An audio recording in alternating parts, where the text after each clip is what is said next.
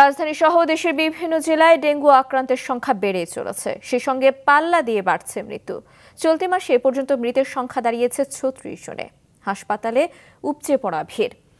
অনেক হাসপাতালে আলাদা ইউনিট না থাকায় সাধারণ রোগীর সঙ্গে রাখা হচ্ছে ডেঙ্গু রোগীদের। এতে ঝুঁকিতে রয়েছেন অন্যান্য রোগীরা। ডেস্ক রিপোর্টে দেখুন বিস্তারিত।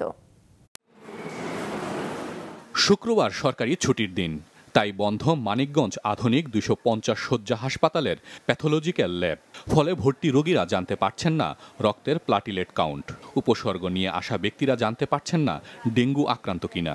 সামর্থ্যবানরা বেসরকারি হাসপাতালে পরীক্ষা করতে পারলেও বিপদে দরিদ্র রোগীরা। বেসরকারি হাসপাতালে ভর্তি রোগীর হিসাব না পাওয়ায় জেলায় ডেঙ্গু আক্রান্তের প্রকৃত হিসাব জানা যাচ্ছে না।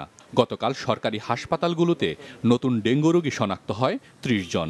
আলাদা ডেঙ্গু ওয়ার্ড না থাকায় অন্য রোগীদের সঙ্গে রাখা হয়েছে আক্রান্তদের। এতে অন্যদেরও আক্রান্ত হওয়ার শঙ্কা বাড়ছে। হাসপাতালে সুস্থ হওয়ার জন্য, বাট সুস্থ তো হয় না, উল্টা অসুস্থ হয়ে বাসা ফিরে যেতে হয়। পরীক্ষা করালে তো ডাক্তার তো এখানে নাই, দেখবে কি? কিন্তু আমাকে কয়েকদিন অপেক্ষা করতে হয়। কারণ ওই মশারা কিন্তু ডেঙ্গু রোগীকে কামড় দিলে, আবার ওই মশারা আর সুস্থ রোগীকে কামড় দিলে তার। এবছরে যদি ডেঙ্গুর প্রকোপটা এভাবে আস্তে আস্তে বাড়তে থাকে, তাহলে অবশ্যই আমরা সমস্ত হাসপাতালকে সেই ধরনের নির্দেশনা দেব যে যাতে একটি নির্দিষ্ট একটি আইসোলেশন ওয়ার্ড থাকে ডেঙ্গুর জন্য।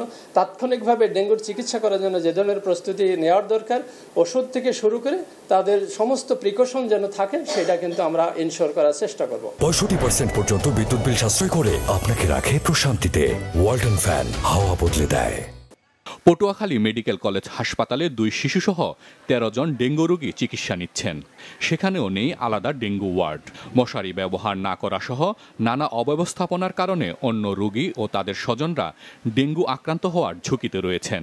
এতে ক্ষোভ প্রকাশ করেছেন তারা।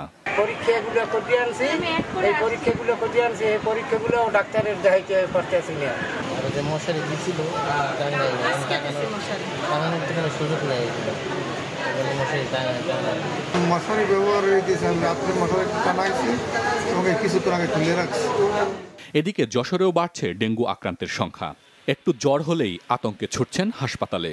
হাসপাতাল কর্তৃপক্ষ বলছে, রোগী বাড়লেও গত বছরের তুলনায় এখন পর্যন্ত তার হার কম। দীর্ঘ 1 সপ্তাহ এই হাসপাতালে এই কি জ্বর যে কি হয়েছে তা জানি না, কিন্তু ডাক্তাররা বললো যে ডেঙ্গু জ্বর হয়। টেস্ট দিছে, সকালে ডাক্তাররা এসে নিয়ে গেছে, এখনো রিপোর্ট পাইনি। আতঙ্ক মানুষের ভিতরে আতঙ্ক বিরাজ করতেছে অনেক। গত বছর আমাদের ডেঙ্গুটা খুব বেশি ভুগেছিল। আমাদের 2286 জন রোগী গত বছর আমরা এই হাসপাতালে চিকিৎসা দিয়েছিলাম। বেশ কিছু রোগী মারাও গেছিল।